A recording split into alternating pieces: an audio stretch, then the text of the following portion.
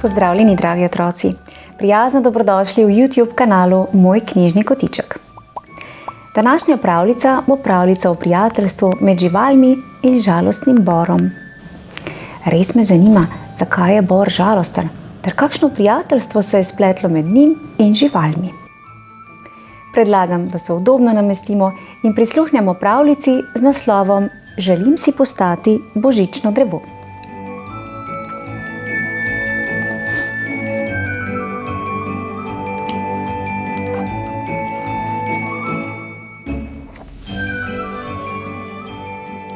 Vsako leto se v prvem snegu družine pripeljejo v drevesnico na robu mesta, kjer si izberejo božično drevo. Ko se je bližal Božič, so se drevesa veselile v pričakovanju družin, ki naj bi se odločile, katera drevesa bodo vzele s seboj in katera bodo ostala. Vsako drevo si je potihem želelo: "Joj, prosim, izberi mene." "Vzemi me k sebi domov," je rekel široko rdeči bor. "Okrasi me z kroglicami in lučkami," je rekla elegantna jelka. Vsa drevesa so se veselila, razen enega, ki je vedelo, da so njegovi dnevi minili. Opazoval sem svoje sestre in brate, kako so jih izbirali, drugega za drugim. Tudi svoje hčere in sinove, prav tako vnuke in pravnuke. Mene ne bodo nikoli odpeljali domov, sem preveliko in previsoko. In zaradi njegovega ječanja in jokanja so mu odpadle iglice. Mimo je prišla majhna veverička in se ustavila, ko je slišala veliko drevo jokati. "Kar pogumno, prijatelj moj, nikar se ne boj, saj nas je veliko, ki te imamo radi.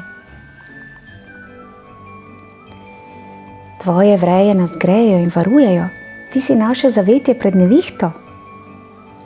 Mimo je priletel kardinal in zaščepetal: "Pri tebi sem varen pred vetrom."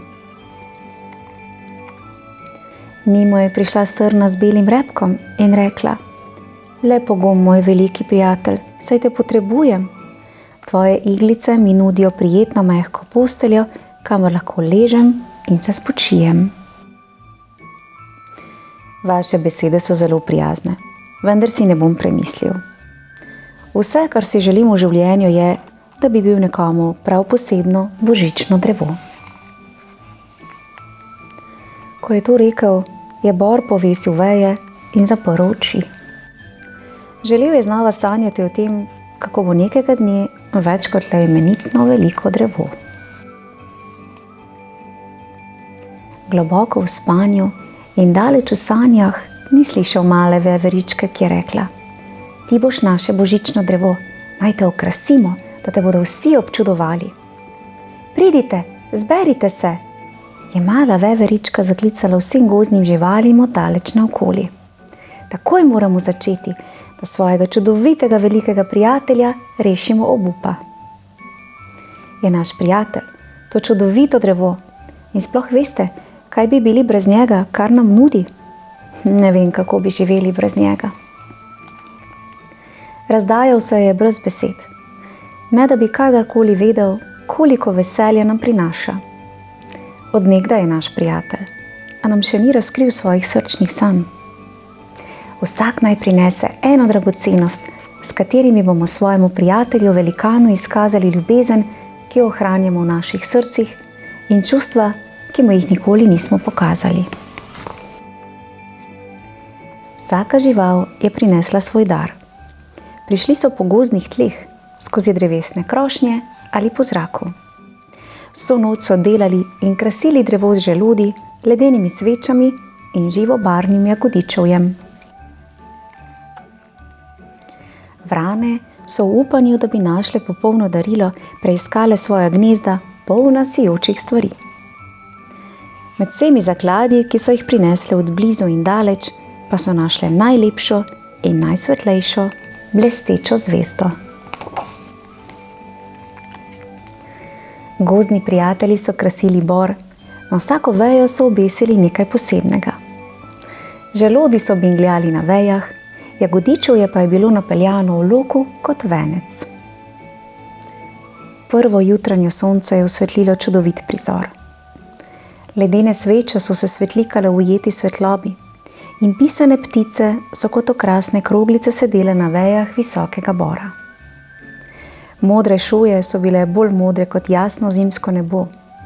Rdeči kardinali so žareli poleg nežno sivih golobic.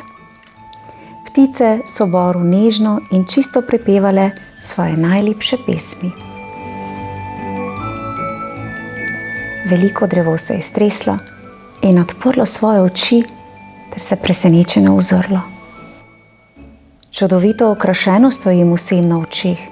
Iz mene ste naredili božično drevo. Ti si veliko več kot le božično drevo. Ali res ne veš? So mu odgovorili. Za nas je nekaj posebnega prav vsak dan v letu. In zelo bi bili žalostni, če te ne bi imeli zmeraj ob sebi. Veseli smo, da si vsa ta leta ostal z nami in žalosti nas, da si bil zato sam žalosten. Morali bi ti pokazati, tako ali drugače, kako zelo poseben si za nas in kako nam polepšaš dneve. Naj bo zima ali pomlad, poletje ali jesen. Zmeraj si tukaj za nas, vsem v pomoč.